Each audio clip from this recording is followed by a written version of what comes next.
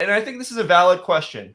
McKay Judd asks, what is the overall plan to IPO, to go public? The overall plan is not to IPO. The intention is over the next 18 to 36 months to get ourselves in a position to potentially be acquired. An IPO is an outside shot. It is not in the center of our radar and what we're wanting to accomplish. The company could stay as is. We could sell to somebody, or we could just remain a profitable solo entity, the C corporation. We do know and we do expect our investors sometime in 18 to 36 months to be able to exit. That's the plan. The exit strategy is to be acquired, number one, or become profitable enough to buy the equity back from the early investors at a profit. Third option would be an IPO. Kelly, I'd like your input in this question as well, because you've been around these types of offerings and everything like that. If I'm not mistaken, going public, right, an IPO, even as sexy as it is, all the movies are made about, companies that go public, but it's also probably the biggest mountain to climb, right? It's also probably it involves the most amount of work. What are your comments on going IPO versus some of the other options that are out there? Yeah, I think it's pretty straightforward. From an investment banking point of view, for every company you see IPO, there are 9 companies that got bought out that never IPO'd. Right. Why?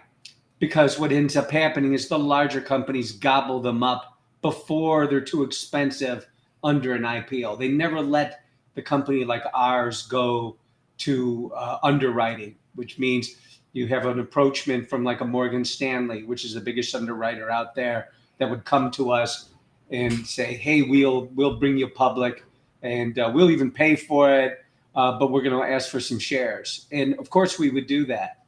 But what's more than likely going to happen, especially within the industry of broker dealers and trading and investment grade software like ours, we're more than likely going to be bought out by an existing company before we even think of it, of going IPO.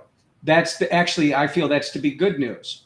So deep gravy is if you go IPO. However, the hurdles are enormous to get there. Much easier to be acquired. Your multiple may not be as good, but it is close. So you IPO, you might make hundreds of times on your money. But if you're able to be merged and bought by someone else, you might just make maybe 5 or 10 or 100 times your money. You never know. Right. I'll give you an example real quick. Robinhood IPO'd, but it ended up IPOing at approximately the value of the company at the time because of all the investments they made prior. So, and by the way, they remain at that same value to this day, even though they IPO'd 3 years ago. So right. We are more an M&A candidate than we are an IPO candidate. Yeah, sometimes I know it's really sexy and cool to swing for the fences and hit that home run, but sometimes hitting a base hit or a double is a double and a single scores a run. Exactly. In that order. So it's a lot easier to do that than it is to hit a homer. Yeah. So it's possible. And we'll see how it goes, but that's our exit plan. Generally, we think we'll be acquired. Thank you. Yeah, no, absolutely. And that's been the discussion. I think everyone on the internal team is aware that that's been kind of the plan all along. And I'm not even a baseball guy, and I nailed that analogy.